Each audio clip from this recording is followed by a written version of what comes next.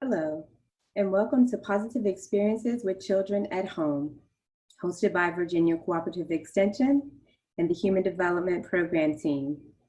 I'm joined today with my co-host, Katrina Kirby, Karen Tanner, and Terry Alt, who are Family and Consumer Sciences Extension agents in Petersburg, Amherst, Lynchburg, and surrounding counties, and Patrick County.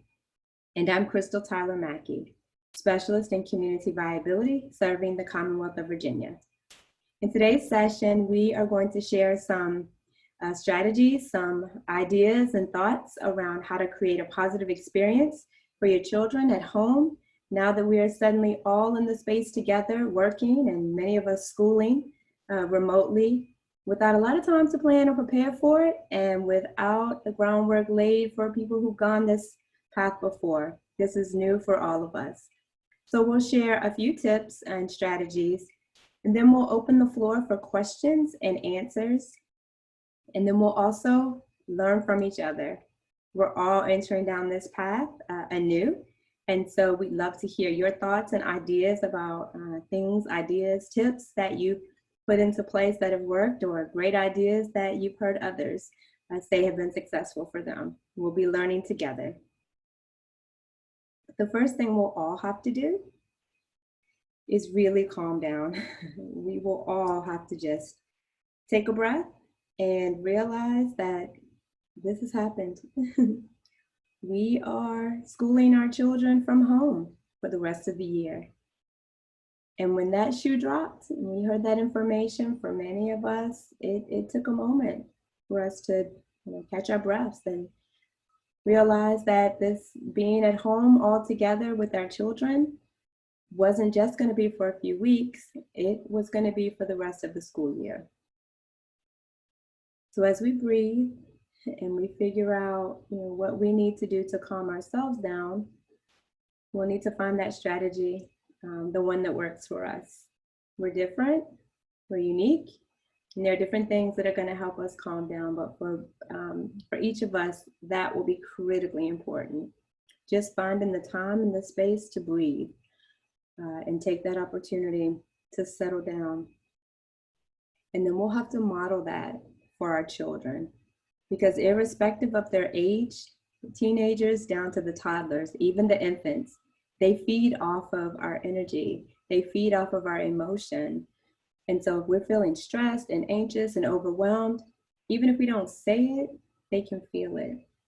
So we'll have to model for them this calm, not to act like nothing is happening or that nothing is going on, but that, yeah, there is some serious situations going on, but we're going to manage it and we're going to get through it. So finding that place of calm for all of us.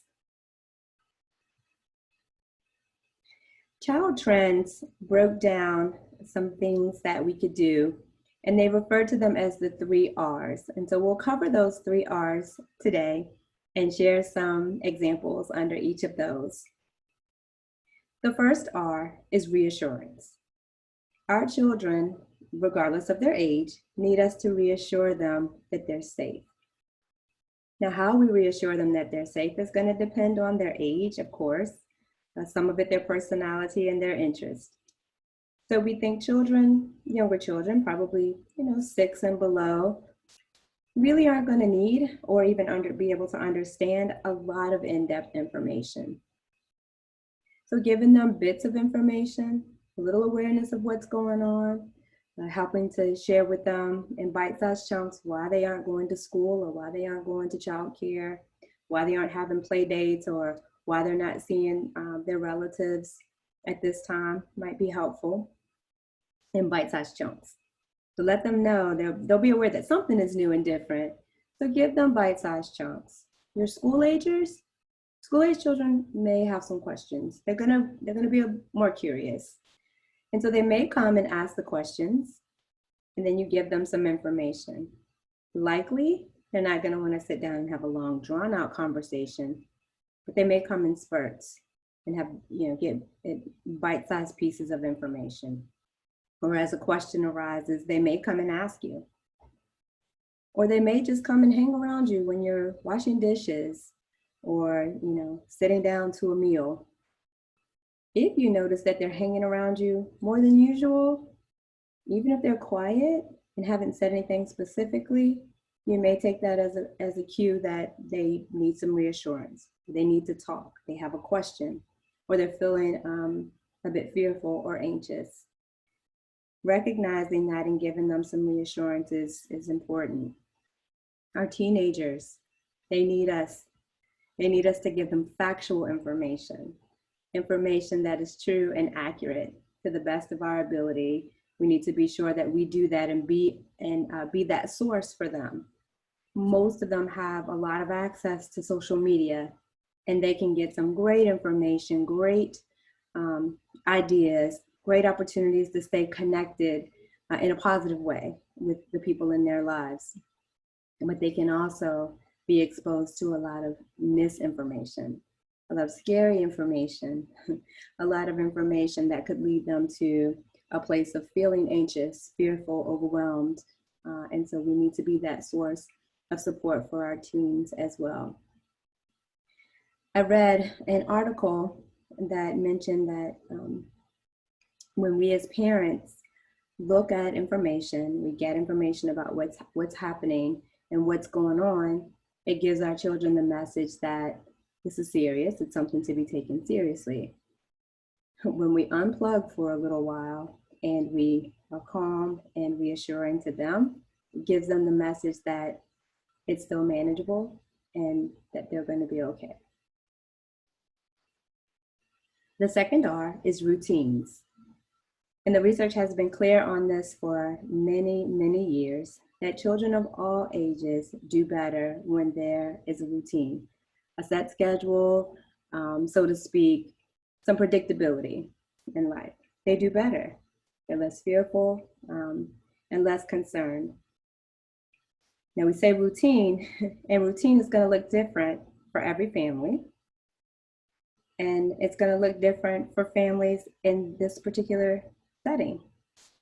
And so to the extent possible, you can keep some routines in place that were in place before we started sheltering in place, if you will, at home. Then that will probably be comforting and reassuring to all. I know in our household, my husband is responsible for Taco Tuesday. And so he has been adamantly focused on making sure we have Taco Tuesday. And sometimes Taco Tuesday has had some creative ingredients in it, with some things not being available at grocery stores, or trying not to run out for one or two items. But we've maintained Taco Tuesday for some sense of routine in our household. Some families will work better if they have something that is, set to a timed schedule, and that may work for some families. For others, the routines may be a little different.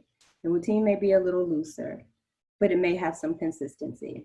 Here's what we do at breakfast, or here's what we do before bedtime, and maintaining that continuity, that stability is reassuring to children.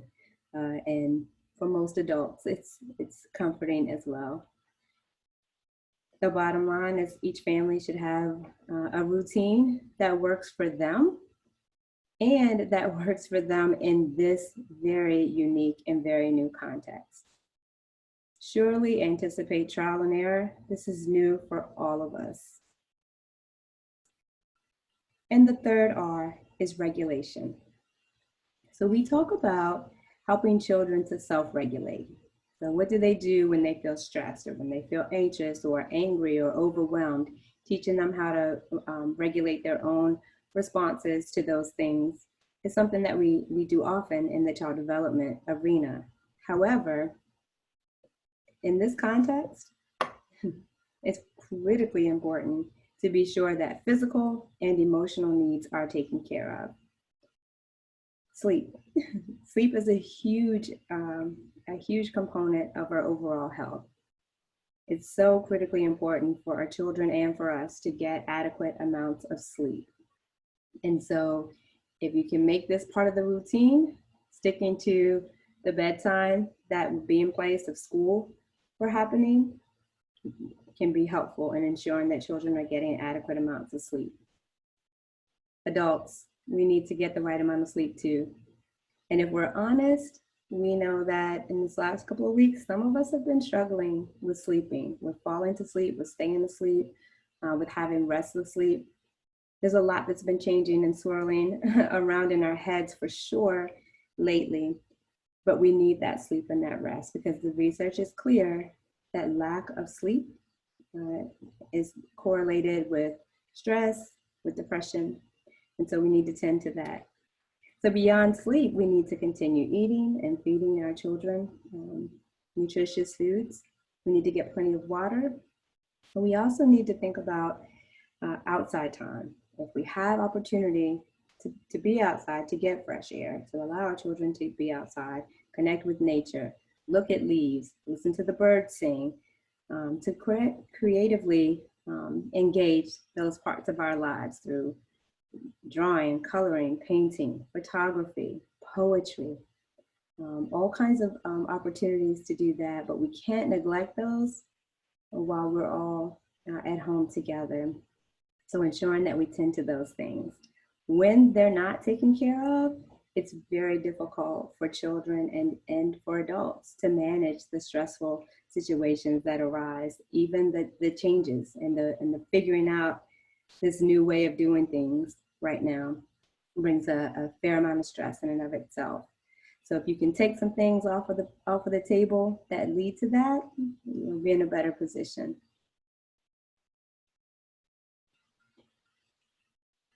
And we have to take care of ourselves. So many of us put the others in our lives ahead of our own needs. And while certainly we need to take care of the people in our life, doing so requires that we take care of ourselves as well. And so we'll say, be gentle with yourself. All of this is new. It's new to everyone. There's not a blueprint.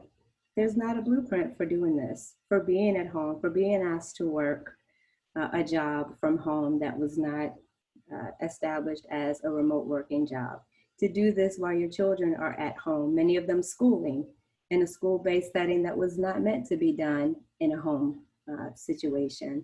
And so it's new, and it takes some time to figure this all out. So be patient with yourself, be patient with the others who are in your home, your children, other adults that are at home with you. You all have to be especially patient with yourselves and with one another as we navigate this new territory, this uncharted territory. So at this point, we will transition from a slide presentation and we will open up the chat for questions and answers and sharing of some unique or interesting or helpful tips or strategies that you've seen or that you've used yourself.